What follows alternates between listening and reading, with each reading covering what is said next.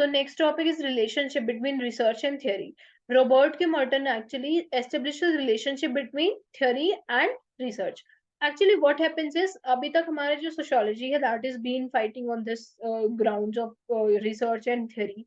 जैसे कि जो टेलकेट पार्सन्स हैं वो शिकागो स्कूल को क्रिटिसाइज करते हुए बोलते हैं कि there has been a lot of emphasis on research over empiricism हो रहा है, that's why he takes on the task of building theories. तो इस तरीके से वो थ्योरीज को एम्फेसाइज करते हैं और स्ट्रक्चरल फंक्शनिस्ट अप्रोच को और आगे लेकर चलते हैं जो मैंने मेलिनोवस्की या रेडक्लिफ ब्राउन एक्सेट्रा ने एस्टेब्लिश की थी। तो रिसर्च और थ्योरी का कुछ ना कुछ रिलेशनशिप है कि या थ्योरी या रिसर्च, इसके बीच की जो फाइट सोशियोलॉजी में इतने टाइम से चल रही है, that has been try to resolve by R K Merton, who tries to establish a relationship between research and theory. तो वो रिसर्च और थ्योरी के बीच में एक रिलेशनशिप एस्टेब्लिश करने की कोशिश करते हैं। तो वो दो एसेज लिखते हैं, bearing of research on theory और दूसरा bearing of theory on research. ये रिसर्च का थ्योरी पे क्या इम्पैक्ट होता है, थ्योरी का रिसर्च पे क्या इम्पैक्ट होता है। तो हम सबसे पहले फर्स्ट पढ़ेंगे which is bearing of research on theory. Research का थ्योरी पे क्या इम्पैक्ट होता है।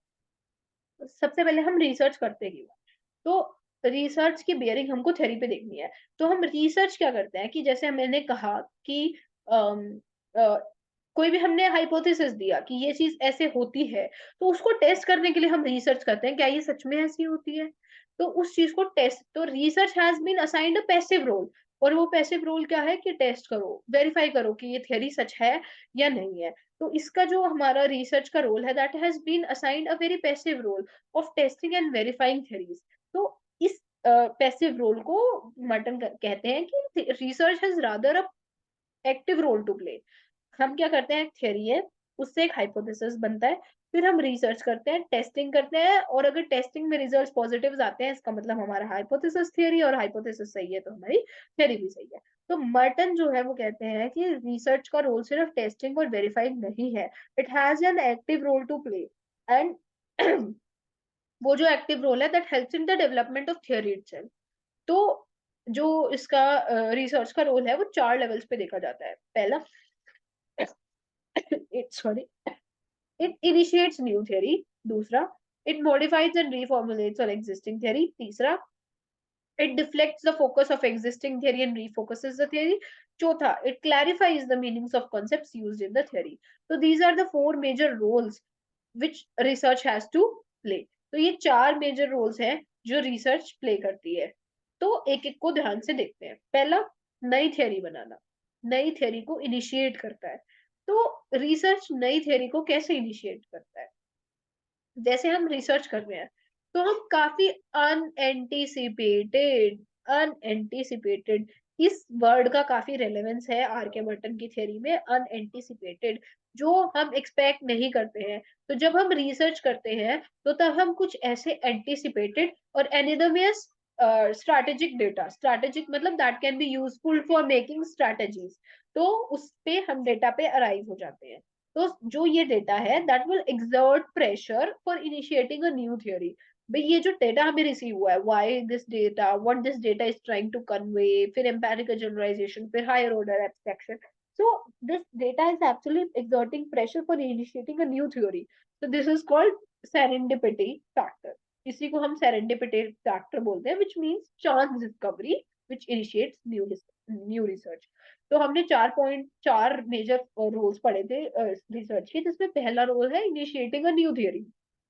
तो नई थियरी जो बनाने के लिए उसमें क्या रोल रिसर्च प्ले करती है, तो रिसर्च करते हुए हम कुछ एक ऐसे अनएंटिसिपेटेड एनिमिनस और स्ट्रेटेजिक डेटा से हमारी मुलाकात हो जाती है that can be useful making new hypothesis. And फिर वो एक चांस डिस्कवरी है कि अब हमें एक नई थ्योरी बनाने की जरूरत है, that is known as serendipity factor. तो हमें पता होता है कि हमें क्या ढूंढना है, but we end up finding something else, that is strategic. For example, एक फनी सा example, farmer is finding a riddle but he finds a pot of gold, so that is chance discovery. Chance discovery, chance discovery science में भी हुई है। these are the science related examples of chance discovery, like photographic plate was discovered by Henry Becquerel uh, by chance. He was actually finding something else and then finds this thing. Similarly, W.C. Rontgen also finds X-rays in the same way. Sociological perspective से देखें तो chance discovery किसने की हो, जैसे there was a Hawthorne experiment. So Hawthorne experiment was by Elton Mayo, जो role of informal groups के बारे में एक चांस डिस्कवरी होती है, तो उसके बारे में हालांकि कुछ और फाइंड आउट कर रहे होते हैं बट उन्हें कुछ और मिल जाता है। तो रिसर्च जो है, रिसर्च तो वो किसी और चीज पे कर रहे थे। तो Hawthorne experiment by Elton Mayo proves that a new theory on informal sector has been built for human resource development में उसका एक इंपॉर्टेंट रोल है। ठीक है, तो हमें चार चार लेवल्स पे हम इसको देख रहे हैं। तो न्यू रिसर्च तो इनिशिएट हो जाती है, जिसमें हमने बेसिकली एग्जांपल लिया हमारे हाथरॉन रिसर्च का। ठीक है, हाथरॉन जो रिसर्च है उसका हमने एग्जांपल लेके प्रूव कर दिया है कि सेरेंडिपिटी फैक्टर के थ्रू न्यू थ्योरी एस्टेब्लिश हो जाती है, क्योंकि अनएंटिसिपेटेड हमको स्ट्रेटेजिक डेटा मिल जाता है। उसके बाद जो एग्जिस्टिंग थ्योरी है उसको मॉडिफाई और रीफॉर्मुलेट करने का काम करता है। अब जो एग्जिस्टिंग थ्योरी है उसको कैसे ये मॉडिफाई करता है और रीफॉर्मुलेट करता है, इसके बारे में एक बार थोड़ा सा देखते हैं। सेरेंडिपिटी फैक्टर थोड़ा सा की वर्ड है। ठीक है, तो रीफॉर्मुलेटिंग का थियरी मॉडिफाई करना है और रिफॉर्मुलेट करना। इस केस में हम कोई अनएंटिसिपेटेड डेटा से नहीं मिलते हैं, rather theoretical pertinence of the data wasn't realised. ठीक है, तो डेटा हमको पता था बट उसको इतना हमने इंपॉर्टेंट समझा ही नहीं कि हम उसको थ्योरी बिल्डिंग में इंक्लूड करें। इसका सबसे की एग्जांपल है मेनिलोवस्की की रिसर्च रिलीजन पे। तो उससे पहले भी उस बात का पता था कि रिलीजन इज बीन प्रैक्टिसाइज्ड। ब्रोइंसलो मेनिलोवस्की जो हमारे ट्रोगेंडर आइलैंड को स्टडी करते हैं, तो जेम्स फ्रेजर ने भी मैजिक की स्टडी की थी, बट मैजिक उससे इंपॉर्टेंट ही नहीं लगा कि ये भी कुछ बात है।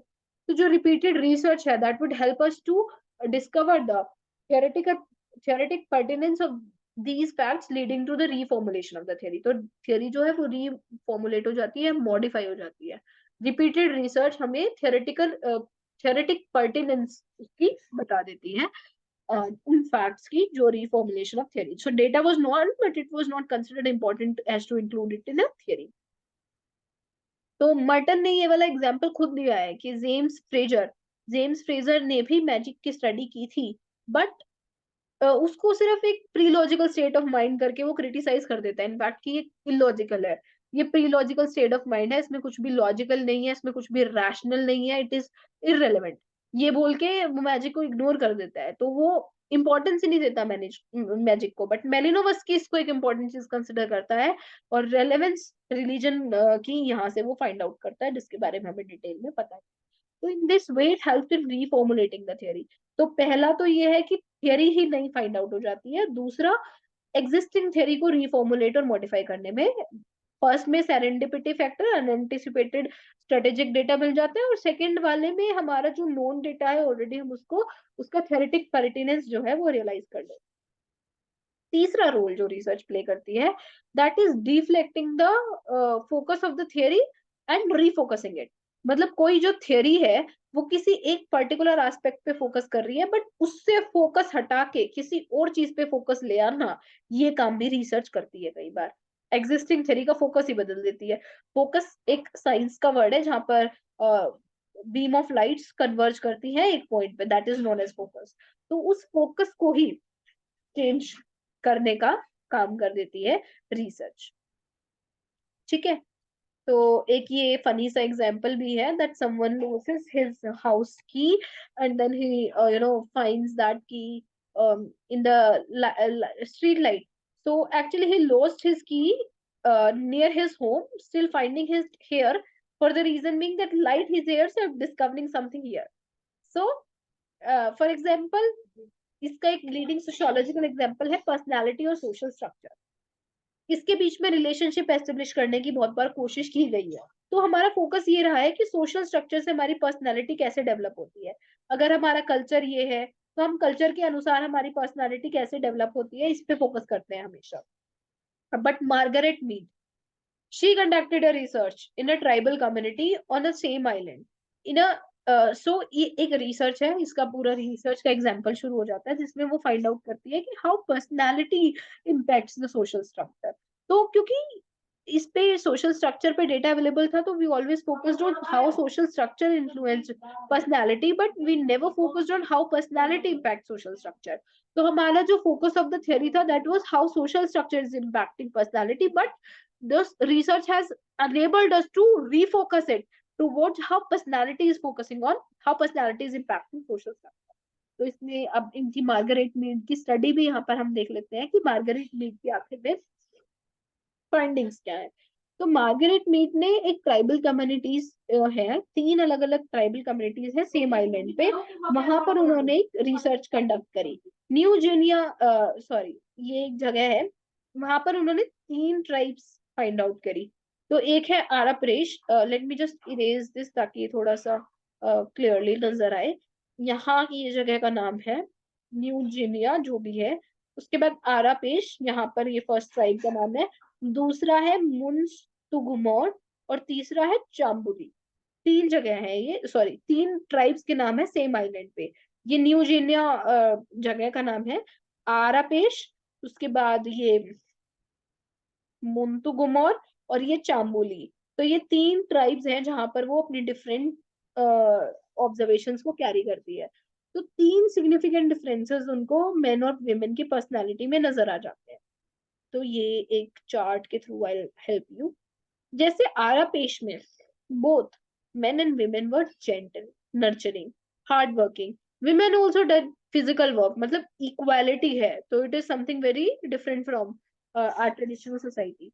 तो विमेन जनरली फिजिकल एक्टिविटीज में उतनी ज्यादा एक्टिव नहीं रहती हैं, they carried loads of wood, तो बहुत हैवी फिजिकल वर्क भी उन्होंने किया है। तो जो दोनों है वो बहुत हार्ड वर्किंग है, जेंटल है, नर्चरिंग है।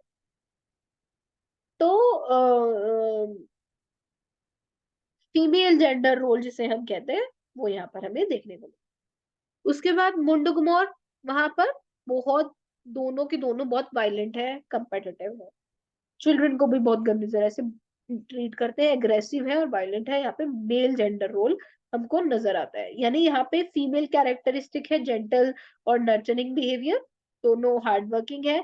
और इस तरीके से मतलब दोनों इक्वालिटी पे तो है ही साथ में, पर फीमेल जेंडर रोल यहाँ पे नजर आ रहा है। और मुनगुमोर में क्या नजर आ रहा है, दोनों वायलेंट है, कम्पिटिटिव है, तो मेल जेंडर रोल यहाँ पे नजर आ रहा है।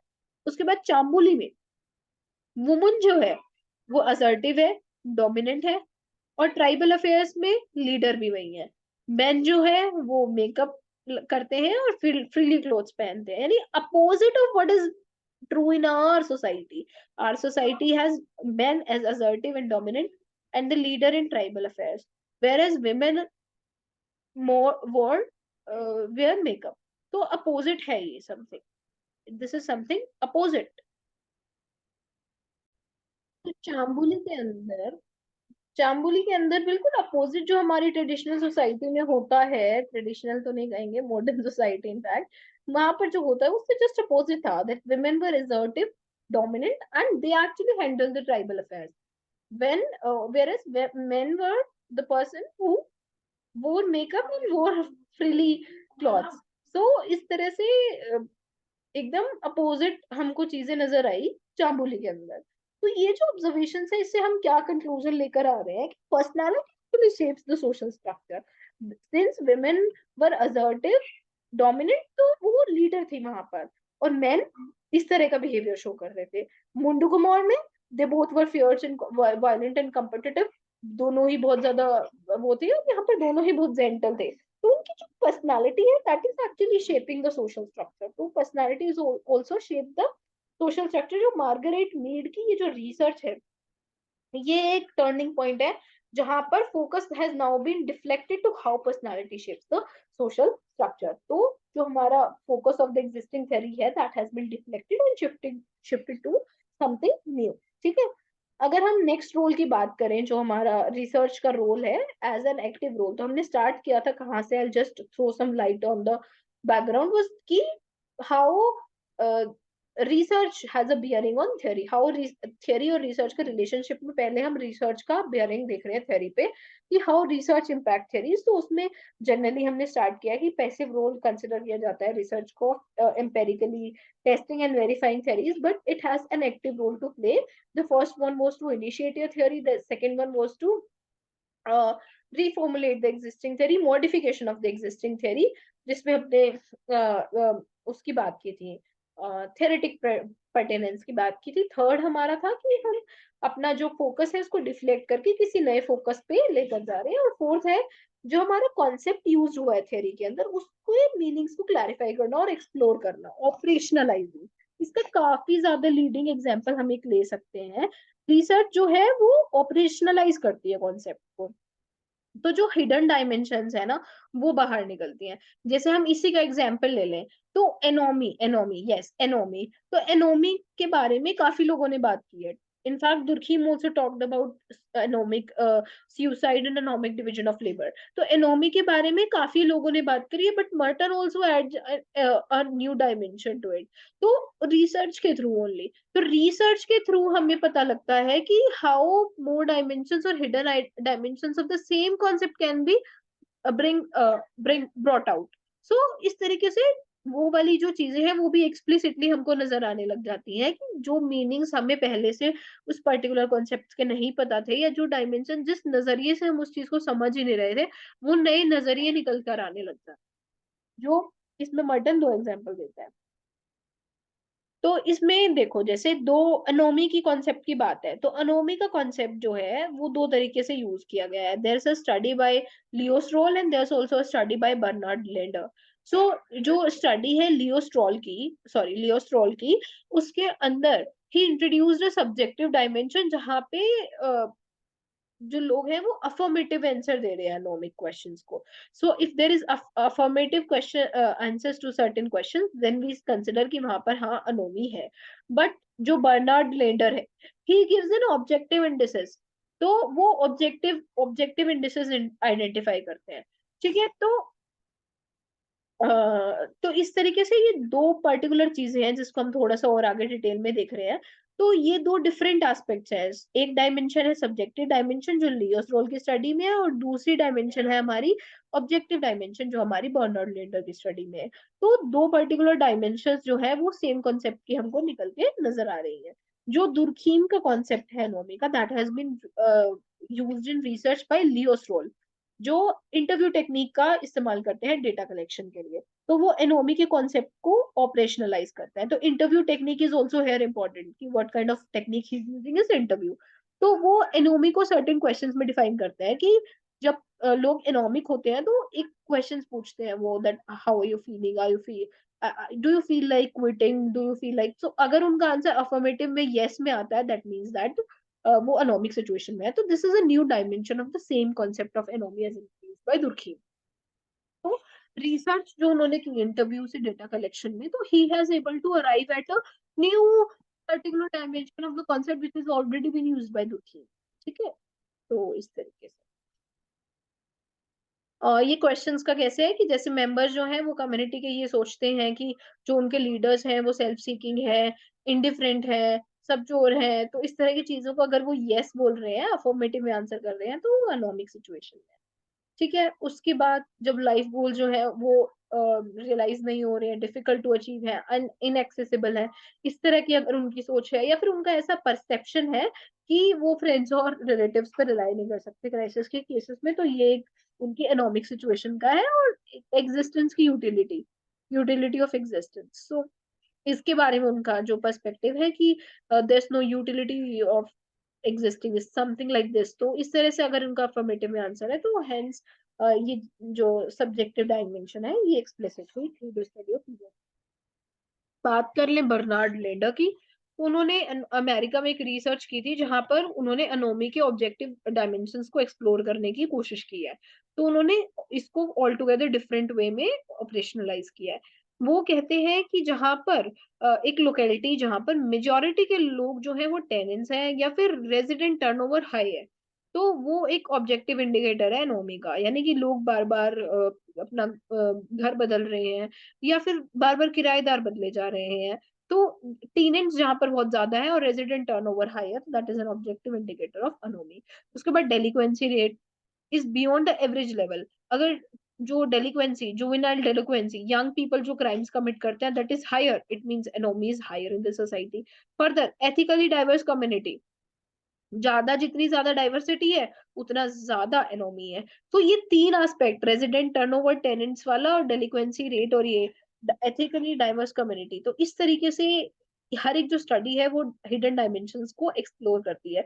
तो इस तरीके से हम प्रूव करते हैं कि how research has a bearing on theory, 4 points के through. Next is bearing of theory on research. अब थियरी कैसे रिसर्च में हेल्प करती है? तो theory building, how theory building helps in research.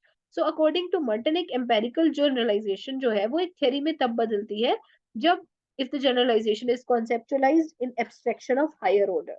अगर उसको एब्स्ट्रैक्शन में ले जाए तो वो एक थियरी बनती है। मतलब रिसर्च जब हम करते हैं तो हम एम्पेरिकल जनरलाइजेशंस पे आते हैं। अब उन जनरलाइजेशन से हमको थ्योरी बनानी है तो हमें उसको क्या करना पड़ेगा, हायर लेवल एब्स्ट्रैक्शन में उसको कॉन्सेप्चुअलाइज करना पड़ेगा।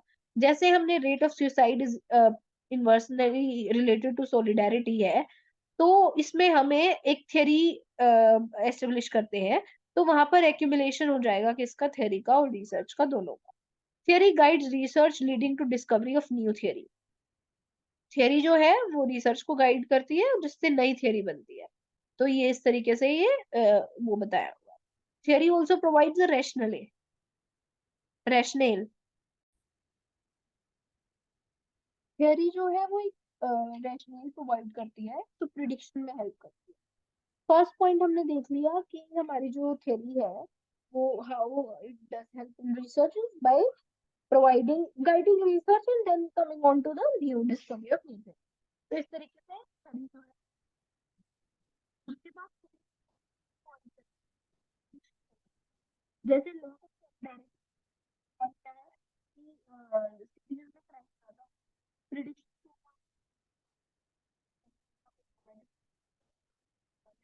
वहाँ पर लैक ऑफ सॉलिडारिटी ज्यादा होगी। सॉलिडारिटी कम होगी वहाँ पर। तो ये प्रिडिक्शन इस तरह के प्रिडिक्शन हमें करी हो सकती है। ठीक है, उसके बाद हमारा